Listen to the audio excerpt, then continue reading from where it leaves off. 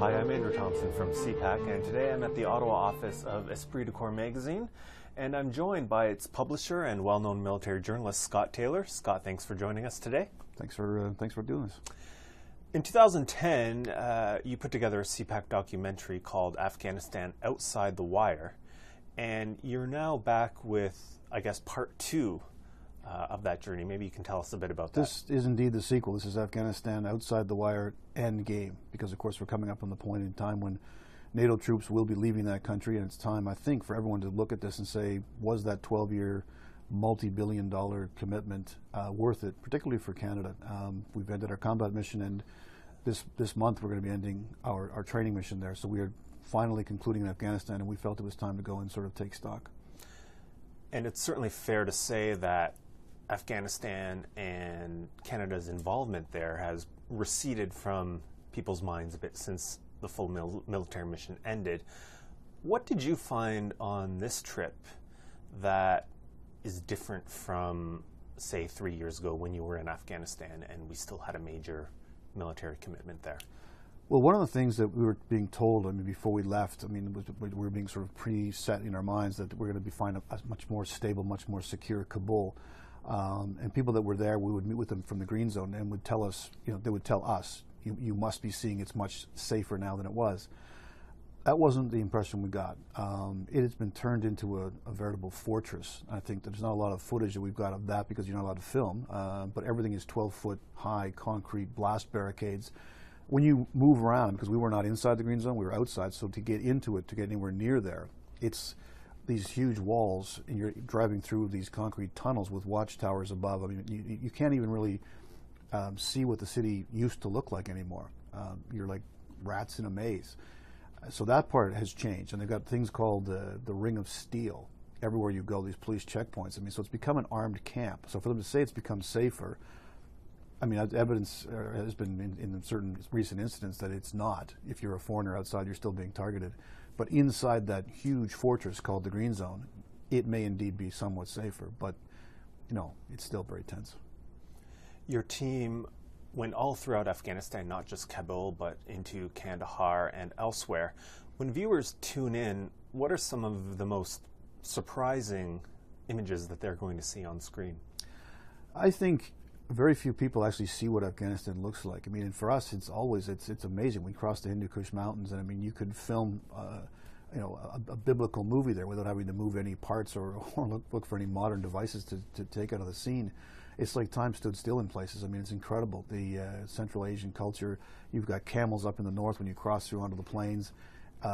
Just the weather is a factor too. We got caught in a freak snowstorm up in the roof of the world, up in the Salang Tunnel, and places that even Canadians heard about in Kandahar. We were down there quite a bit, driving around extensively, but not with armored patrols.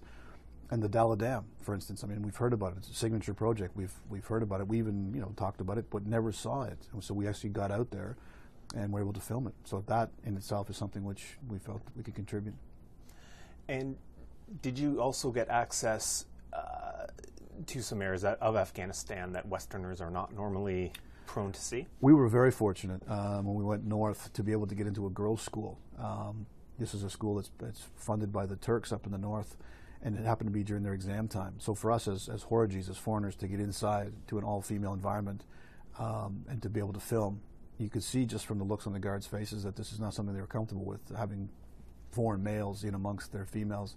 But we were able to get that footage, and the fact that girls were in school and in the hospital that they created up there. They allowed us access into some very interesting areas, and just to see the development there was quite progressive. Now, the term traveling outside the wire became known to Canadians as going outside the security of the Kandahar Air Base, which you did 3 years ago. How was traveling through Afghanistan on this trip in terms of your own security? In the past, if you were a foreigner, these guys would presume that you were a military contractor, or oftentimes people would have weapons or guards when they would travel around, because at that time, NATO was still ultimately responsible for the security. That's changed as of last summer. It was handed over to the Afghans in 2013.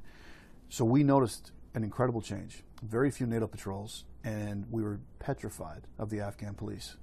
They would shake us down everywhere we went. The trick was to pay the bribe before they found out we had cameras, which would have put the price of the cost of the fine up for sure. So they were flexing their muscles, and we've seen it even in recent cases where a Canadian general was detained for weeks as a private security officer in Kabul for not having registered his weapons. So that's changed quite a bit. And it's not often you're in a situation where you're petrified of police. We were on constant guard and alert, not for the Taliban, but for the Afghan police. Do we hear from some of the other voices that you featured in your original Afghanistan documentary? What was fortunate for us is that some of those voices we had, even from the first one was based on the first, I guess, 5 trips we made in over a period of time. So now the 6th trip and this hopefully final trip, they were still there. And that continuity, I think, makes for them to be great sources. They've seen the changes. They see as the end game comes near, the difference amongst the people that they're working with, the fact that people are scrambling to get every last dollar they can and to make sure the money keeps coming. So that, yeah, we're going to hear from some of the same voices and some new ones, some fresh ones, including Graham Smith, who's a very much celebrated journalist and author who is still living in Kabul. Great. Well, Afghanistan Outside the Wire, The Endgame, premieres on CPAC Friday, March 7th at 9 p.m. Eastern. Be sure to visit www.cpac.ca for more information. Scott Taylor, thanks very much again for joining us. My pleasure.